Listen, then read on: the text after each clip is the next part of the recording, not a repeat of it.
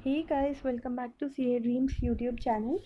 So this is the video number 10 and this is going to be the last video for your chapter number 3. So let me tell you अभी तक कितने chapters हमारी complete हो गए हैं.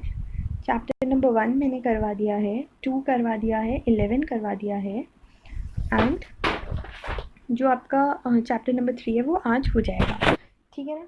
फिर उसके बाद में I am planning that I will give you chapter number 4 की वीडियोज़ एंड फिर इसके बाद में अगर मुझे लगेगा that I have sufficient time for that तो मैं चैप्टर नंबर 5, 7, 8 भी कर दूँगी. एंड जो चैप्टर्स आपको खुद से प्रिपेयर करने हैं जिसके लिए मैं वीडियोस अपलोड नहीं कर पाऊँगी वो चैप्टर्स के मैं आपको नंबर फिर से बता देती हूँ. Although I have already told you in the comment section. तो वो सारे चैप्टर्स हैं आपके chapter number 6, chapter number 10, 12, 13 and chapter number 9. ये जो 5 चैप्टर्स हैं ये आपको सेल्फ प्रिपेयर करने हैं. अगर मुझे वो सारे मेरे चैप्टर्स कंप्लीट हो जाएंगे मैं तभी दे पाऊँगी, बट बहुत ज़्यादा कम चांसेस मुझे लग रहे हैं.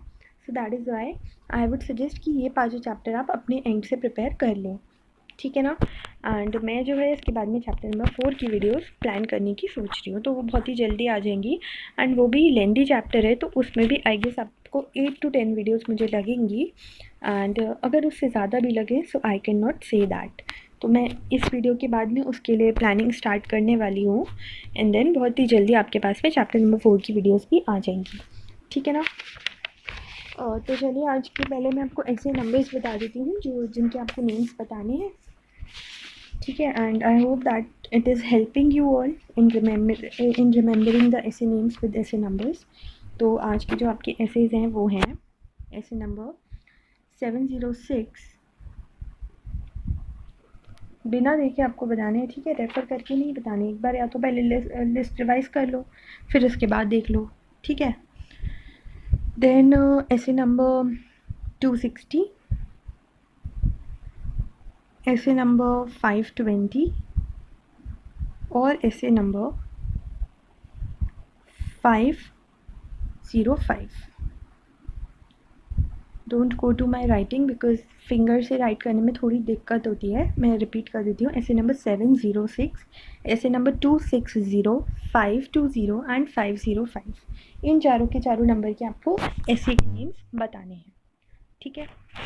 तो चलो स्टार्ट कर लेते हैं हम लोग आज के टॉपिक से. So the topic for today is audit documentation. This is the last topic which was left. तो ऑडिट डॉक्यूमेंटेशन का जो ऐसे नंबर है दैट इज़ योर ऐसे नंबर 230. कौन सा ऐसे है? 230, 230. तो डॉक्यूमेंटेशन वर्ड से आपको क्या समझ में आता है?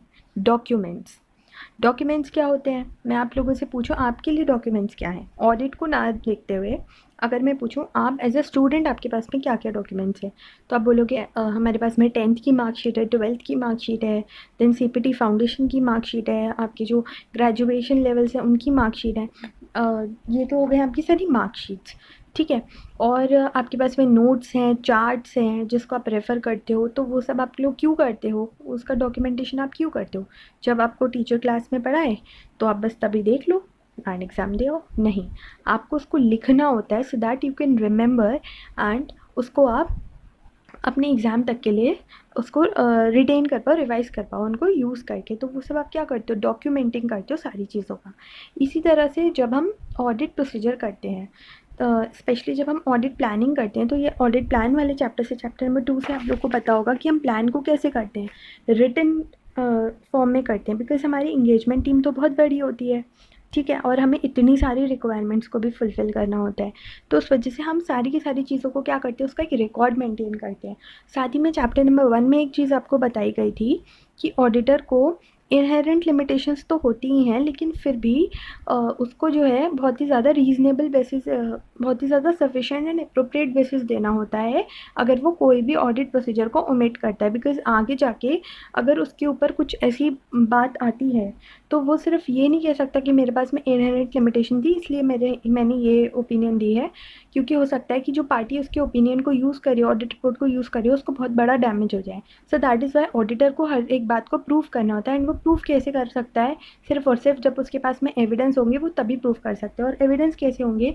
अगर वो हर चीज़ को रिकॉर्ड मेंटेन करेगा कि मैंने ऐसे ऐसे ऑडिट प्रोसीजर किया, ऐसे ऐसे इन बातों को मैंने फुलफ़िल किया, ये मैंने ऑडिट एविडेंस ऑब्टेन किया था एंड फिर मैं इस कंक्लूजन पे जाके पहुंचा था, ठीक है।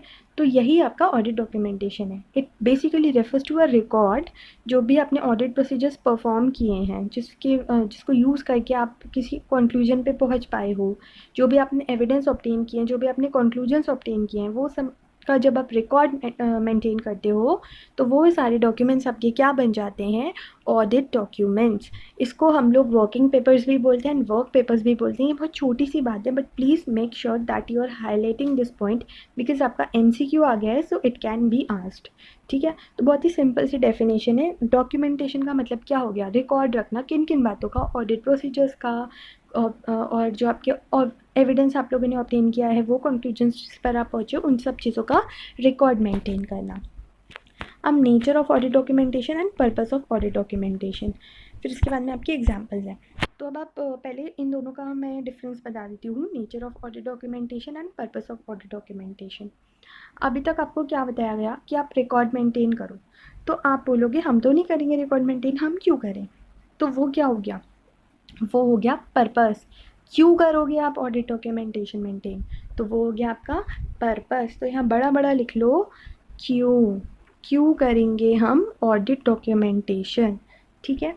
और नेचर क्या हो गया कि अगर आप ऑडिट डॉक्यूमेंटेशन करोगे तो उससे आपको क्या होगा, उससे आपको एविडेंस मिलेगा। किस किस बात का एविडेंस मिलेगा, कि जो आपका ऑडिट है वो प्लान है और परफॉर्म है, और साथ में जो भी एसेस की रिक्वायरमेंट थी वो, और लीगल एंड रेगुलेटरी रिक्वायरमेंट्स थी वो दोनों की दोनों चीज़ों को आपने फुलफ़िल किया है। ये चीज़ आप कैसे प्रूव कर पाओगे, ये चीज़ आप इस वाले रिकॉर्ड से प्रूव कर पाओगे, जब आप दिखाओगे कि देखो ये मैंने ऑडिट प्रोसीजर परफॉर्म किया था। तो वो ऑडिट प्रोसीजर में क्या क्या होगा, सारी की सारी वो बातें होंगी कि कैसे आपने ऑडिट प्लान किया था, एंड क्या वो जो प्लानिंग थी was that in accordance with the SAs and your legal and regulatory requirements, ठीक है। तो उस चीज़ का वो एविडेंस का काम करेगा, और साथ ही में वो उस चीज़ का एविडेंस का काम भी करेगा कि आपने जो कंक्लूजन दिया, जो ओपिनियन दिया, क्या वो वेग तो नहीं है, उसका कुछ बेसिस तो होगा। तो वो जो बेसिस होगा उस चीज़ का एविडेंस का काम कौन करेगा, ऑडिट डॉक्यूमेंटेशन करेगा। तो यहाँ तो आप एक तरह से लिख लो क्यों किया, what is the purpose. And यहाँ एक तरह से क्या हो गया कि आप ऑडिट डॉक्यूमेंटेशन करोगे तो उससे क्या होगा, उससे आपको एविडेंस मिलेगा। तो ये एक तरह से क्या हो गया, एडवांटेज, बेनिफिट और नेचर, ठीक है। तो ये दोनों के दोनों क्वेश्चंस में बिल्कुल कंफ्यूज नहीं होना है। Purpose of audit documentation is that why are you required to document. आप मत करो डॉक्यूमेंट, आप मत करो रिकॉर्ड मेंटेन, तो आपको इन बातों के लिए करना है जो हम पढ़ने वाले हैं।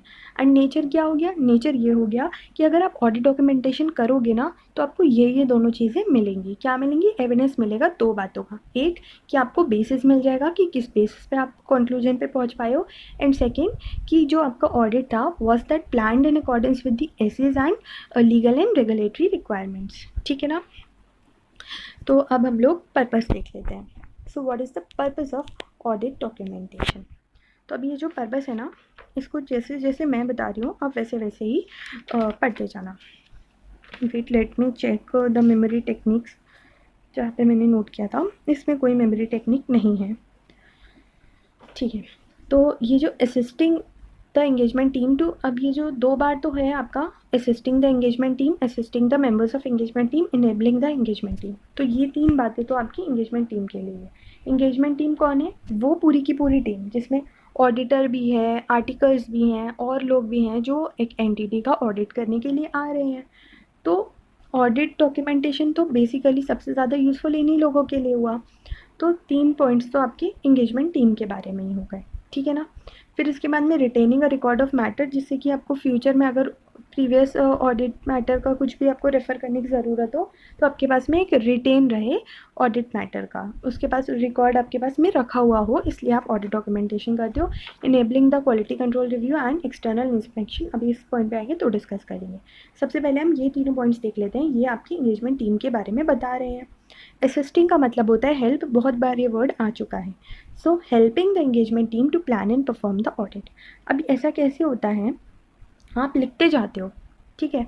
अब कोई भी चीज़ आपने लिख दी है, लिखने से क्या होता है, मिस नहीं होता कुछ भी।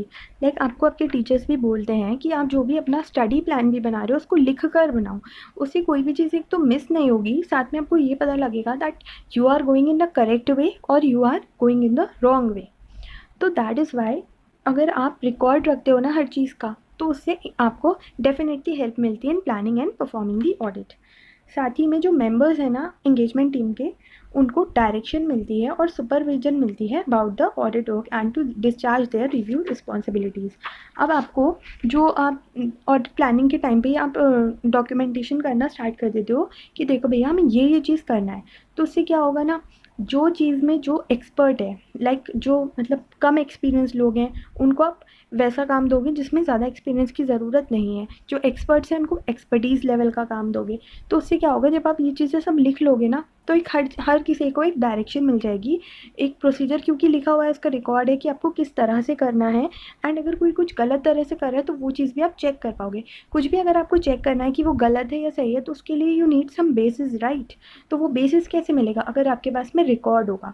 तो उससे क्या होगा, एक तो उन्हें डायरेक्शन एंड सुपरविजन मिलेगा, और फर्स्ट पॉइंट क्या था, प्लानिंग एंड परफॉर्मिंग में हेल्प करेगा। डिस्चार्ज देयर रिव्यू रिस्पॉन्सिबिलिटीज़ वही हो गया कि उनके कॉम्पिटेंसी लेवल के अकॉर्डिंग उनको वर्क आप अलॉट करोगे, तो उस वो तभी हो पाएगा अगर आप रिकॉर्ड मेंटेन करोगे, ठीक है। साथ में थर्ड पॉइंट क्या हो गया, enabling the engagement team to be accountable for its work. अब क्या हुआ, सबको डिवाइड हो गया कि मेंबर ए ये करेगा, मेंबर बी भी ये करेगा। तो उससे क्या होगा ना, हर किसी के पास में एक अकाउंटेबिलिटी आ जाएगी। लाइक मैं एक आपको एग्जांपल देती हूँ। सपोज आपको कोई ग्रुप एक्टिविटी मिली है, उसमें 10 लोग हैं, कुछ भी आपने डिवीजन नहीं किया है कि तुम्हें ये काम करना है, ये काम करना है, तो उससे क्या होगा, कुछ मेंबर्स काम ही नहीं करेंगे जो आपकी टीम के हैं। ये आपने देखा भी होगा, अगर आपके स्कूल टाइम में ऐसा कुछ था, या फिर अगर आप कॉलेज में हो तो हुआ होगा आपके साथ में। तो मतलब कुछ लोग तो काम ही नहीं करते, इन्वॉल्व ही नहीं होते हैं, दूर रहते हैं, बस उनका नाम आना चाहिए। और कुछ लोग क्या करते हैं, बहुत ज़्यादा डेडिकेशन के साथ में उसमें काम करते हैं, ठीक है। तो उसमें क्या होता है ना, अकाउंटेबिलिटी नहीं आ पाती है। मतलब अगर आप किसी से पूछोगे कि ये काम क्यों नहीं हुआ है, तो कहेगा मुझे क्या पता, हमें क्या पता था कि हमें ये करना था, मुझे लगा तुमने कर लिया होगा। तो अकाउंटेबिलिटी कब आती है, जब हर किसी को पता हो कि उसको क्या रोल मिला है। तो आपने अभी सेकंड पॉइंट में किया था, डिस्चार्ज देयर रिव्यू रिस्पॉन्सिबिलिटीज़, तो उससे उन्हें पता लग जाता है कि उन्हें क्या काम करना है, ठीक है। तो उससे क्या होगा ना, अकाउंटेबिलिटी आएगी। मतलब आप अगर किसी से पूछोगे तुमने ये काम क्यों नहीं करा है, तो वो बता पाएगा, वो उस चीज़ की रिस्पॉन्सिबिलिटी लेगा। तो अकाउंटेबिलिटी एक तरह से क्या होता है, रिस्पॉन्सिबिलिटी होता है, ठीक है। तो ये 3 पॉइंट्स हो गए आपके एंगेजमेंट टीम के। फर्स्ट क्या है, plan and perform, second direction and supervision, and third is your accountability.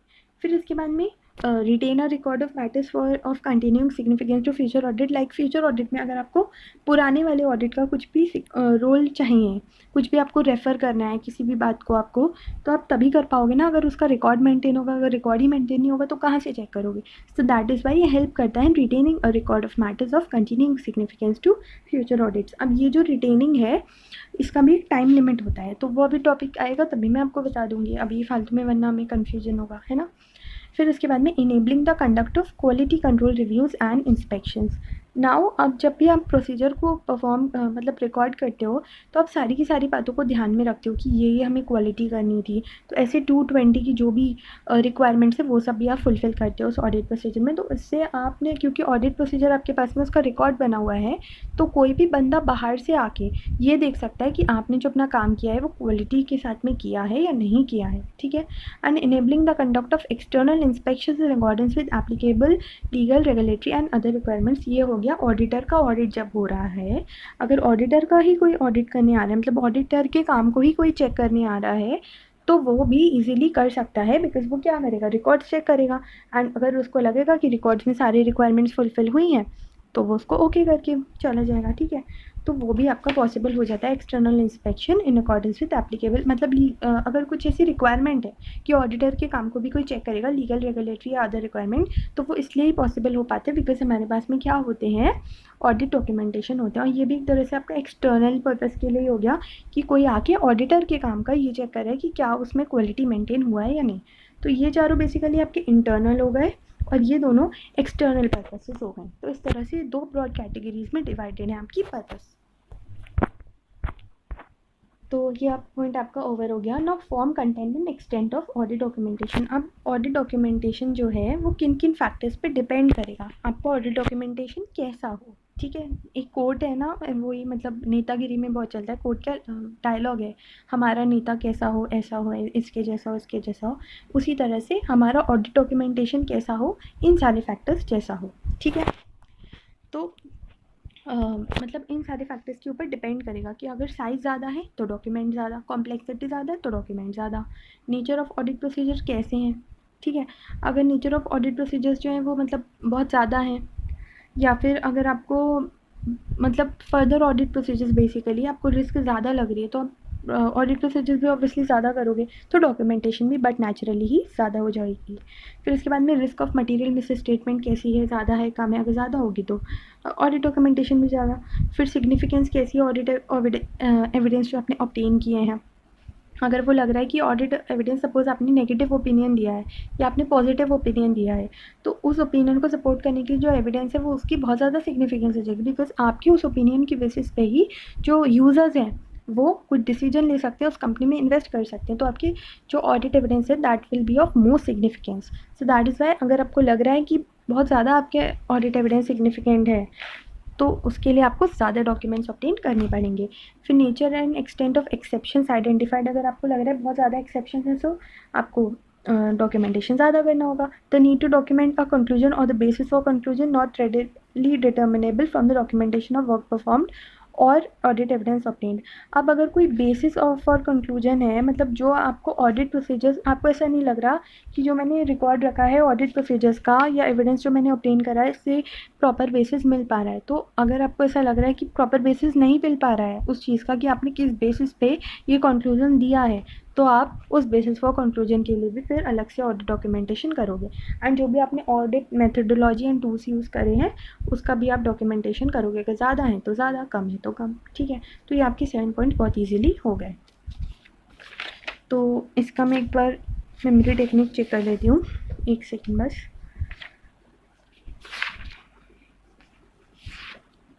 Yes, I have prepared one memory technique for this and this is your आराम से। तो ऑडिट डॉक्यूमेंटेशन से क्या होता है, आराम मिलता है ऑडिटर को कि वो आराम से अपने आप को प्रूफ कर पाता है। तो इसकी मेमोरी टेक्निक हो गई आराम से। अब ये आराम से कैसे हम ये लोग ये देख लेते हैं। तो आराम में डबल ए नहीं आ रहा है, सिंगल ए है, आराम से। एंड से में ना सी भी आ रहा है, एस सी ए, सी साइलेंट है, ठीक है। तो एस फॉर, चलो ए से स्टार्ट करते हैं। A for is your audit evidence, A for is your audit evidence, ठीक है। फोर्थ वाला पॉइंट है आपका ए। फिर उसके बाद में R for risk, identified risk जो है वो, identified risk of material misstatement. Then your next A stands for audit procedures, second वाला पॉइंट, ठीक है। तो A for audit evidence, R for risk, A for audit procedure, then M for methodology, seventh वाला point, ठीक है। फिर इसके बाद में S for size and complexity, then your C for conclusion and your E for exception. इस तरह से जो है आपके 7 की 7 पॉइंट्स आपको याद हो जाएंगे। फिर से बता देती हूँ, A for audit evidence, R for risk, A for audit procedure, M for methodology, S for first वाला जो है size and complexity, C for जो आपका 6th वाला है conclusion, and E for 5th वाला जो है एक्सेप्शंस आइडेंटिफाइड, ठीक है। अब जो हमारा नेक्स्ट टॉपिक है एग्जाम्पल्स ऑफ ऑडिट डॉक्यूमेंटेशन, ये भी आप प्लीज़ रट के चले जाना, ठीक है। इसके लिए मैं आपको मेमोरी टेक्निक दे देती हूँ। ऑडिट डॉक्यूमेंटेशन में क्या क्या आता है, ऑडिट प्रोग्राम आते हैं, एनालिसिस आते हैं, मेमोरेंडा आता है, ये सब आता है। तो ये सारे के सारे एग्जांपल्स ना याद कर लो, एमसीक्यू में आ सकते हैं। इसके लिए मैं आपको एक मेमोरी टेक्निक दे देती हूँ। इट इज़ योर CA लिसास, एक और है क्लासिक, क्लासिक में डबल ए आ रहा है, ठीक है। CA लिसास या फिर क्लासिक जो भी आपको अच्छी लगे वो आप यूज़ कर लेना। तो C for checklist, then A for audit programs, L for letters of confirmation and representation, then I for issues memoranda, S for summaries of significant matter, E for analysis and C for correspondence। तो इस तरह से जो है आपका ये examples जो हैं ये याद कर लेना आप, ठीक है। The auditor may include copies of entity's records as part of audit documentation. Audit documentation is not a substitute for entity's accounting records. मतलब ये कि ऐसा नहीं है कि अगर आपने ऑडिट डॉक्यूमेंटेशन बना ली तो एंटिटी को अकाउंटिंग रिकॉर्ड्स रखने की ज़रूरत नहीं है। नो, एंटिटी को अपने जो अकाउंटिंग रिकॉर्ड्स हैं वो वैसे ही रखने हैं, बस जो audit documentation and that is for the auditor. So the auditor may include copies of entities record, मतलब auditor entity के record की copy को audit evidence की तरह use कर सकता है, audit document की तरह रख सकता है, but इसका ये मतलब नहीं कि entity को इससे छूट मिल जाएगी कि वो अपने जो है डॉक्यूमेंट अकाउंटिंग रिकॉर्ड्स को मेंटेन ना करे, ठीक है। जैसे कि कुछ ऐसा significant and specific contract and agreement है, मतलब किसी ऐसी पार्टी से एंटिटी का रिकॉर्ड ये कॉन्ट्रैक्ट हुआ है जो आपको लग रहा है कि आपके लिए एविडेंस का काम कर सकता है, तो उसका आप रिकॉर्ड मेंटेन कर लोगे, तो वो आपके लिए क्या हो गया, ऑडिट डॉक्यूमेंट हो गया। ऑडिट फाइल क्या होता है, ऑडिट फाइल होता है जैसे कि आप ही अपनी बनाते हो जिसमें आप सारे डॉक्यूमेंट्स रखते हो, उसका एक फ़ोल्डर या फाइल बनाते हो आप, तो वो आपके लिए फ़ाइल हो जाती है documentary file. And audit file में क्या होता है, जहाँ पे एक या एक से ज़्यादा फ़ोल्डर्स या स्टोरेज मीडिया में, या तो फिजिकल फॉर्म में या इलेक्ट्रॉनिक फॉर्म में आपकी सारे के सारे ऑडिट डॉक्यूमेंट्स रखे होते हैं। सो वन और more folders other storage media in physical और electronic form containing the records that comprise the audit documentation for a specific engagement. तो वो आपकी क्या हो जाती है, आपकी वो हो जाती है ऑडिट फाइल। 3 पेज आपके बचे हैं अभी भी। Assembly of final audit file. The auditor shall assemble the audit documentation in an audit file and complete the administrative process of assembling the final audit file on a timely basis after the date of auditor's report. अब ये auditor के पास में एक obligation होती है कि उसको जो है अपनी ऑडिट फाइल जो है टाइम पे असेंबल करनी होती है।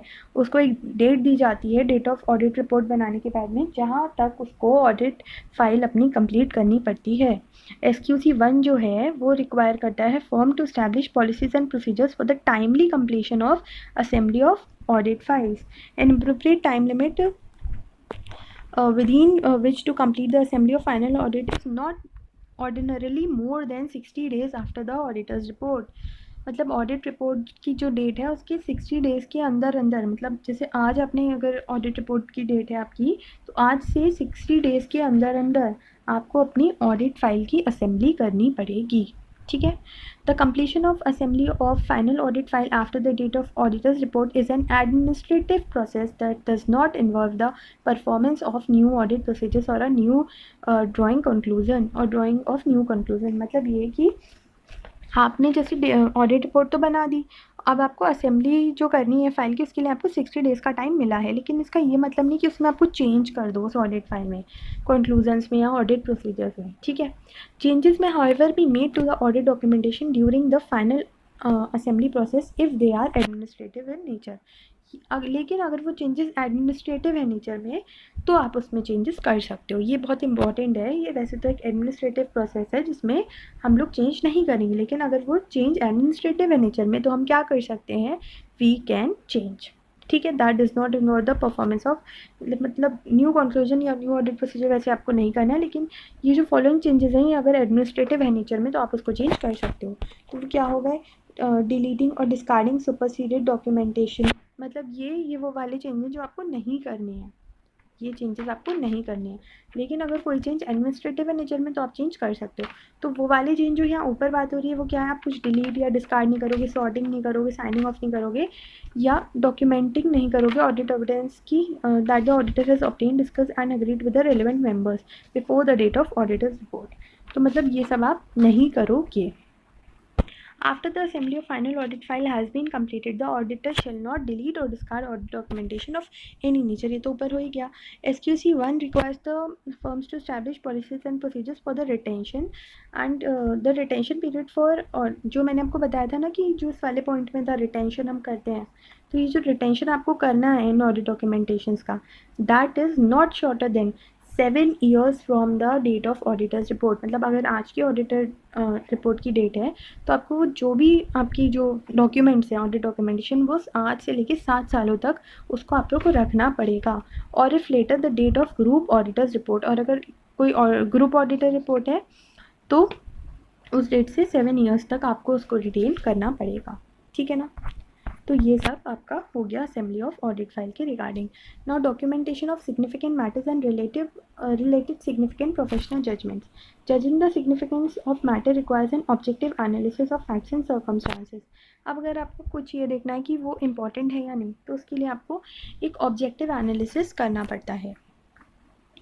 तो एग्जाम्पल क्या हो गया सिग्निफिकेंट मैटर्स का, कौन कौन से जो मैटर्स हैं वो सिग्निफिकेंट हो सकते हैं, जो बहुत बड़ी रिस्क को जन्म दे रहे हों, ठीक है, that give rise to significant risk.